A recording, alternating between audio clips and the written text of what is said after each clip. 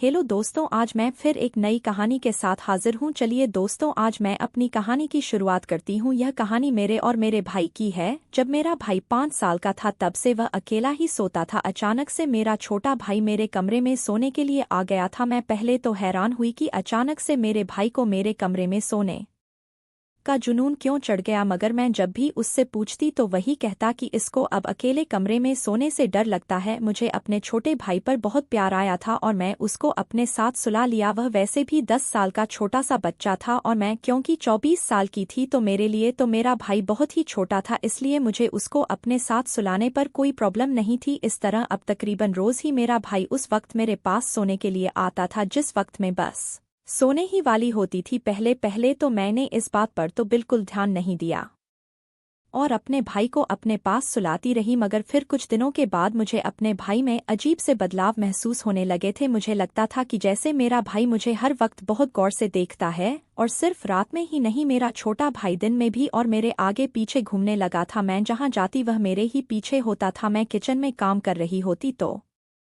मेरा छोटा भाई भी किचन में ही मेरे पास आकर बैठ जाता, और जब तक मैं किचन में काम करती रहती वह वहीं पर बैठा रहता था। और अगर मैं उसको बोल भी देती कि तुम यहाँ क्या कर रहे हो, अपने दोस्तों के साथ जाकर खेलते क्यों नहीं हो, और मैं इतने दिनों से देख रही हूँ कि तुम अब स्कूल की भी बहुत छुट्टियां करने लगे हो और यह बहुत गलत बात है। इस तरह तुम्हारा पढ़ाई का बहुत ज्यादा नुकसान हो जाएगा और तुम अपनी क्लास वालों से बहुत पीछे रह जाओगे, और जो मेरा ख्वाब है तुम्हें डॉक्टर बनने का वह भी पूरा नहीं हो पाएगा। तुम अब अपनी छुट्टियां वाली यह गलत रूटीन खत्म कर दो और दोबारा से स्कूल जाना शुरू कर दो। तो मेरा भाई यह बात सुनकर लड़ने वाले अंदाज में कहता कि बस दीदी नहीं जाना, मुझे स्कूल में घर बैठकर पढ़ाई कर लेता हूँ और मुझे यादा पट्टी ना पढ़ाओ और ना यह कोशिश करें कि मैं घर से बाहर रहूं, और ना ही अब मुझे दोस्तों के साथ खेलने में दिलचस्पी रही है। मैं अब बड़ा हो गया हूं और घर में आपके साथ रहना चाहता हूं, तो बार बार मुझे एक ही बात मत करा करो प्लीज। मैं अपने भाई की बातें सुनकर हैरान होती और परेशान भी होने लगी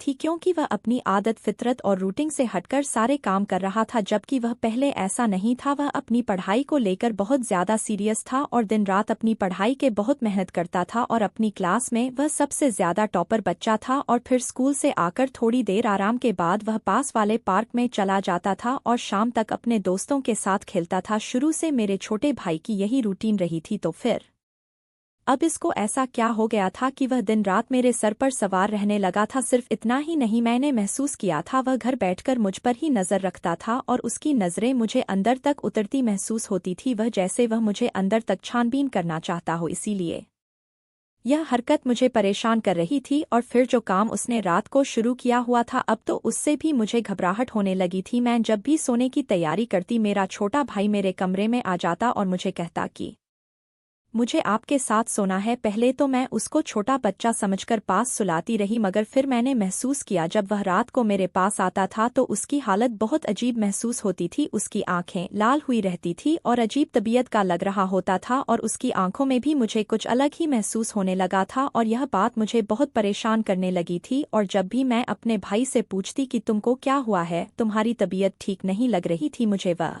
कहता कि नहीं दीदी मैं ठीक हूँ, बस दोस्त के अस्तबल में गया था, वहाँ मैं घोड़ी का दूध पी लिया था, इसीलिए तबीयत थोड़ी अजीब हो रही है, सुबह तक ठीक हो जाऊंगा। तो मैं उसकी बात पर बहुत हैरान होती और बोलती कि तुम पागल हो, तुम घोड़े का दूध क्यों पीने लगे हो जबकि घर में गाय वाला दूध मौजूद है, मत पिया करो घोड़ी का दूध। तो मेरा भाई कहता कि कुछ नहीं होता, बस दोस्तों के साथ हंसी मजाक में पी लेता हूँ, घोड़ी का दूध इतनी बड़ी बात नहीं है। मेरा भाई तो इस बात को भी बहुत मामूली समझता था, मगर यह बात में सुनकर मैं बहुत हैरान हुई थी, भला इसको क्या जरूरत पड़ी थी कि वह घोड़ी का दूध पीने लगा था, और फिर उसकी आखिर किस किस्म के लड़कों के साथ दोस्ती हो गई थी। वह घोड़ी का दूध पीने लगा था और इस बात को बहुत मामूली समझता था, मगर मेरा भाई अब बड़ा हो रहा था और मैं इसको किसी भी बात के लिए टोकता तो वह बुरा मानते हुए मुझे लड़ाई करने लगता था, इसीलिए मैं उसको ज्यादा कुछ नहीं कहती थी। मगर अब कुछ दिनों से उसकी रवैया बहुत ज्यादा बदले बदले से थे, और फिर एक मैं अपने छोटे भाई से बहुत डर गई थी। जब आधी रात को प्यास लगने की वजह से मेरी आंख खुली तो मैं देखकर हैरत में पड़ गई थी कि मेरा छोटा भाई जाग रहा था और मुझे ही देख रहा था। उसका इस तरह मुझे घूर घूर कर देखना बहुत परेशानी में डाल गया था। मैं अब अपने भाई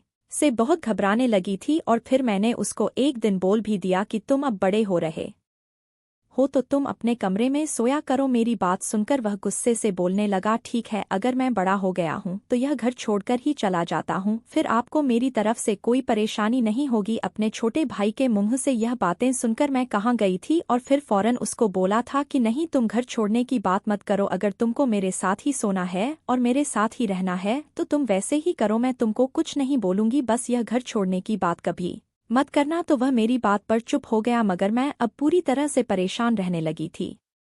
मुझे उसकी हरकतें और उसकी सोच बिल्कुल समझ नहीं आ रही थी कि फिर वह क्या सोचने लगा था और किन का कामों में पड़ गया था कि जिनकी मुझे समझ भी नहीं आ रही थी, मगर उसकी हरकतें मुझे बहुत ज्यादा अजीब लगने लगी थी। अब मुझे अपने छोटे भाई की नज़रें बहुत परेशान करने लगी थी। दिन में काम करते हुए भी मुझे उसकी नज़र खुद पर गती हुई महसूस होती थी और वही मेरे पीछे पीछे ही रहता था। और रात होने के बाद जब मैं सोने वाली होती तो तब भी वह मेरे कमरे में चला आता था और कहता कि मैं यही सोऊंगा, मगर उसकी हालत अब मुझे बहुत घबराहट में गिरफ्तार करने लगी थी। अब मैं भी रातों में सो नहीं पाती थी और वजह उसका जागते रहना था। मैं कभी भी समझ नहीं पाती थी कि वह अगर मेरे साथ सोना चाहता था तो उसको फिर सो जाना चाहिए था, मगर वह जागता रहता था और मुझ पर ही नज़र रखता था। उसका इस तरह जाकर मुझे यूं जी भर देखना मुझे परेशानी में डाल गया था। फिर एक रात 2 बार मेरी आँख खुली तो यह देखकर मेरी रूह कांप गई, क्योंकि मेरा छोटा भाई जाग रहा था और मेरे बहुत करीब बैठा था। मैं बहुत घबरा गई थी और पर मेरे हाथों पैरों पर पसीना आने लगा था। मेरा सांस फूल रहा था, जैसे सीने में दबाव महसूस हो रहा था और मैं बहुत कोशिश के बावजूद भी हरकत नहीं कर पा रही थी और ना ही अपने भाई से कुछ भी पूछने की हिम्मत नहीं हो रही थी कि वह जागता क्यों रहता है और वह चाहता क्या है और क्यों मुझे घूमता रहता है। मैं अब बुरी तरह घबराहट का शिकार हो गई थी और अपने भाई की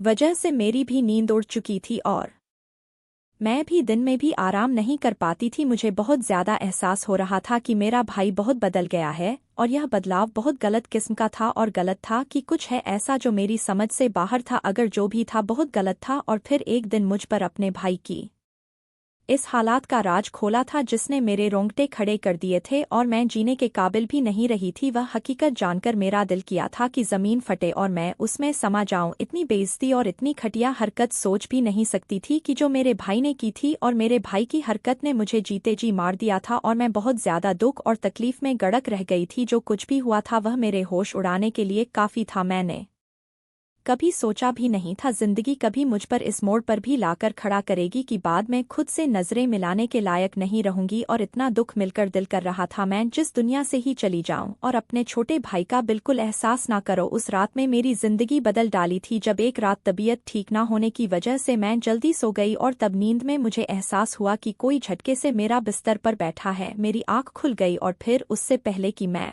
कुछ समझती मेरे भाई ने मेरे ऊपर, हम 2 ही बहन भाई थे और हमारी बदनसीबी के हमारे माँ बाप बहुत जल्दी हमें इस दुनिया में अकेला छोड़ गए थे। मैं इस वक्त 16 साल की लड़की थी और मेरा भाई 4 साल का था जब एक एक रोज हमें स्कूल भेजकर माँ बाप अपनी किसी जानने वाले के घर किसी के देहांत में गए थे। और तब वापसी आते हुए मेरे माँ बाप का बहुत बुरी तरह से रोड एक्सीडेंट हुआ और वह दोनों मौके पर ही मर गए थे। मैं इस वक्त अपनी क्लास में बैठी पढ़ रही थी जब मुझे प्रिंसिपल ने बुलाया और यह खबर सुनाई थी। यह खबर मुझ पर बिजली की तरह गिर गई थी। मेरी तो जैसे दुनिया ही गुजर गई थी कि मेरे इतने चाहने वाले मेरे माँ बाप इस दुनिया से चले गए थे। मैं अपने माँ बाप की मौत पर बहुत रोई थी। मेरी चीखने और तड़पने की आवाज़ पूरे खानदान और मोहल्ले वालों को रुला रही थी, मगर मेरा छोटा भाई मेरे माँ बाप के ध्यान से बहुत ज्यादा सदमे में मैं चला गया था और बुरी तरह शहमदी थी। तब मेरे सारे खानदान वालों ने जैसे तैसे मेरे भाई को रुलाया तो वह इतना रोया कि मेरा दिल फटने वाला हो गया था और मैं अपना काम भूल गई थी। उसकी उम्र ही क्या थी जिसमें इसको माँ बाप की जुदाई सहनी पड़ गई थी, और वह भी ऐसे वक्त में जबकि मेरा भाई अभी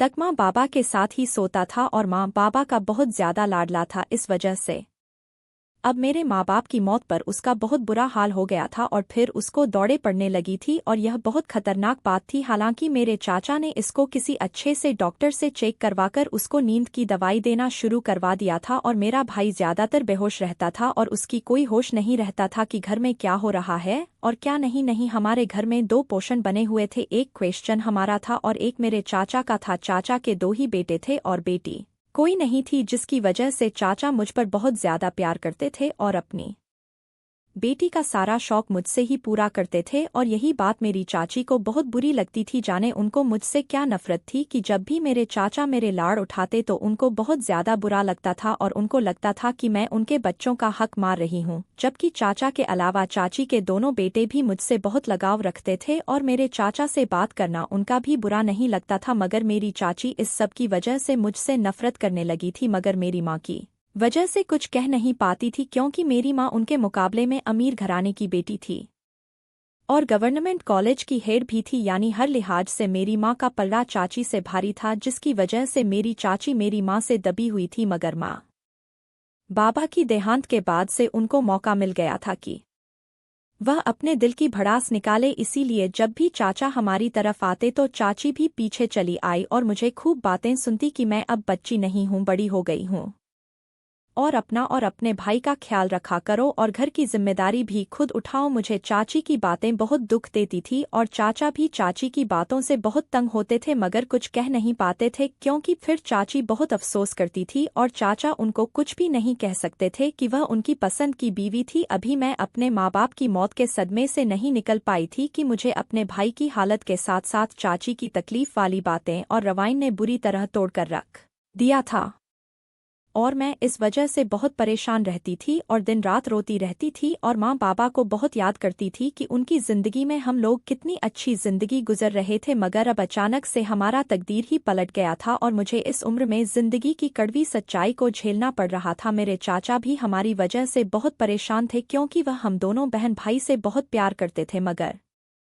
चाची की वजह से वह हम दोनों को वक्त नहीं दे पा रहे थे और यही बात उनको बहुत तकलीफ देती थी कि उनके बच्चों से हम दोनों छोटे थे, मगर हालात की मार ने हमें अकेला कर दिया था और अब हर आए दिन चाची की नफरत बढ़ती जा रही थी। और फिर उस मसले का चाचा ने एक हल निकाला और मेरा रिश्ता अपने छोटे बेटे के साथ तय कर दिया। मगर यह बात सुनते ही चाची ने बहुत बवाल मचाया और चाचा से बहुत लड़ाई की और मुझे भी खूब गालियां दी और कहा कि यह रिश्ता किसी हाल में नहीं होगा। मगर जब चाचा नहीं माने तो वह रूठकर मायके चली गई। अब जब तक चाचा अपनी फैसले से पीछे नहीं हटेंगे और अपना पोजीशन सही कर कहीं और शिफ्ट होने का वादा नहीं कर लेते, वह वापस नहीं आएगी। उनके जाने का चाचा पर बहुत बुरा असर हुआ था क्योंकि वह अपनी बीवी से बहुत प्यार करते थे और अब उनकी बीवी मायके में जाकर बैठी थी और मायके जाने से दोनों बेटे भी बहुत परेशान हुए थे क्योंकि उनको भी मां के बगैर रहने की आदत नहीं थी। तब मजबूरन चाचा ने चाची की बात करने का फैसला कर लिया और मेरे मामा को बुलाकर उनकी निगरानी में पूरा घर बिकाकर हमारा हिस्सा मेरे मामा को दे दिया और अपना हिस्सा लेकर अलग घर खरीदकर वहां शिफ्ट हो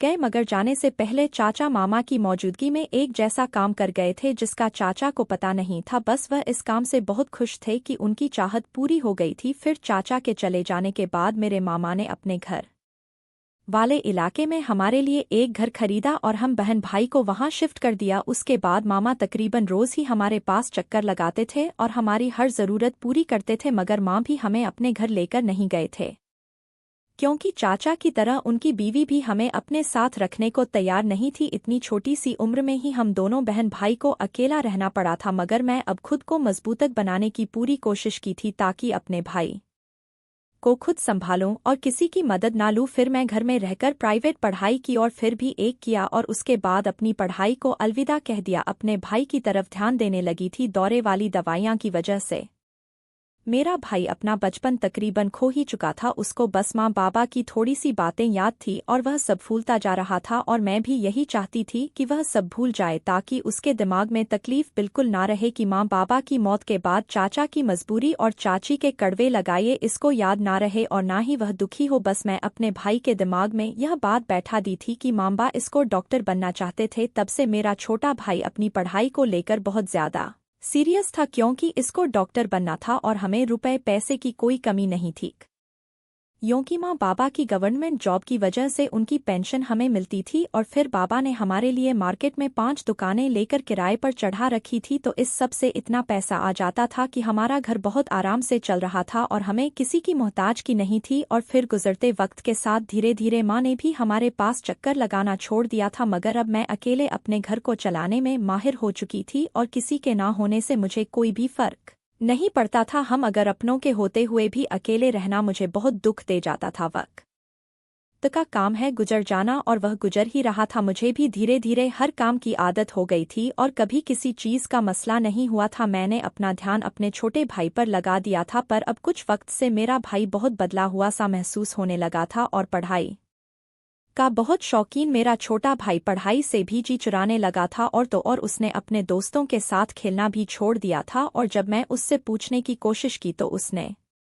मुझसे बदतमीजी की और कहा कि वह अपनी मर्जी से रहना चाहता है और मैं उसके मामलों में ना बोलूं। मुझे उसकी ऐसी बातों से बहुत दुख हुआ और हैरानी हुई थी, क्योंकि वह ऐसा बिल्कुल नहीं था, बल्कि मेरी हर बात बहुत इज्जत से सुनता था और मानता भी था। मगर वह मुझे जवाब देने लगा था, और सिर्फ इतना ही नहीं, वह रात में मेरे पास सोने की जिद करता था। मगर मैंने महसूस किया कि इसकी हालत अजीब होती थी और वह सोता नहीं था, और जब मैं पूछती तो कहता घोड़ी का दूध पिया है इसीलिए ऐसी तबीयत हो रही है। मगर उसकी हालत और हरकतों ने मुझे बुरी तरह परेशान और घबराहट में उलझा दिया था, और मैं अपने छोटे भाई के ऐसे बदलाव से बहुत डरी हुई रहने लगी थी। और फिर एक रात तो मेरे छोटे भाई ने मुझ पर कयामत गिरा दी थी। जब एक रोज़ तबीयत खराब होने की वजह से मैं जल्दी सो गई थी, तभी मुझे नींद में महसूस हुआ कि कोई मेरी बिस्तर पर बैठा है। तो मेरी आँख खुल गई और अपने भाई को अपनी बहुत करीब बैठा देखकर मेरी घबराहट और डर से आंखें खुली की खुली रह गई थी। और उससे पहले कि मैं कुछ कहती, मेरे छोटा भाई ने मेरे के ऊपर थप्पड़ की बौछार कर दी थी और साथ साथ रोए जा रहा था और बोलता जा रहा था कि इससे अच्छा था आप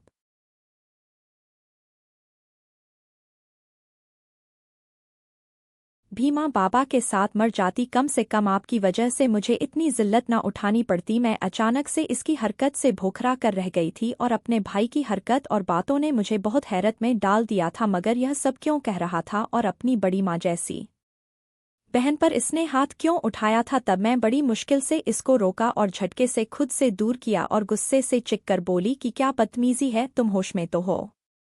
तुम्हारी हिम्मत कैसे हुई मुझ पर हाथ उठाने की, और यह क्या बकवासबाजी कर रहे हो? मतलब क्या है तुम्हारी इस बात का? तो मेरी बात पर मेरा छोटा भाई नफरत से बोला कि हाँ, मैं पूरे होश में हूँ और आपकी वजह से मेरी जिंदगी बर्बाद हो गई है। आपकी वजह से मुझे लोगों की बातें सुनाई पड़ती हैं, आपकी वजह से मेरे दोस्तों ने मुझसे दोस्ती तोड़ दी है। मैं कहीं मुंह दिखाने के काबिल नहीं रहा। मैं इसकी बात सुनकर हैरत से रह गई थी। मुझे समझ नहीं आया था कि वह ऐसा क्या कह रहा था। तब मैंने उसके हाथ में और उसको कहा कि मुझे खुलकर बताओ, तुम क्या कह रहे हो? तब वह रोते हुए कहने लगा कि कुछ दिन से लोग मुझे देखकर इशारेबाजी करते हैं और मुझ पर बातें करते हैं, मगर मैं नहीं समझा कि यह लोग आखिर क्यों कर रहे हैं यह सब। और फिर एक रोज़ जब मैं दोस्तों के साथ खेलने गया तो मेरे दोस्तों की माँ ने मुझे यह कहकर भगा दिया कि तुम चरित्रहीन बहन के भाई हो और तुमसे दोस्ती करके हमारे लड़के खराब हो जाएंगे, क्योंकि तुम्हारी बहन से कोई लड़का अकेले में मिलने आता है और जब तुम स्कूल और खेल के मैदान में होते हो वह लड़का तब तुम लोगों के घर आता है और तुम्हारी बहन के साथ